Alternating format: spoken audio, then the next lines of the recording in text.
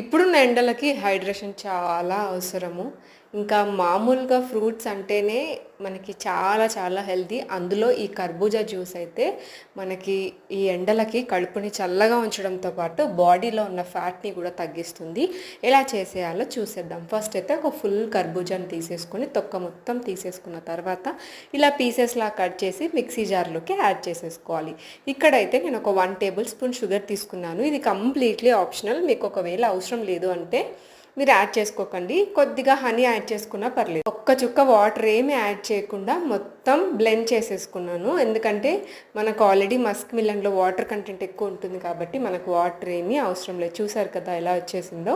ఇంకా మన టేస్టీ కర్బూజా జ్యూస్ అయితే రెడీ అయిపోయింది. ఒక్కసారి ఇలా ట్రై చేయండి. టేస్ట్ మాత్రం చాలా బాగుంటుంది అండ్ మెయిన్గా హెల్దీ.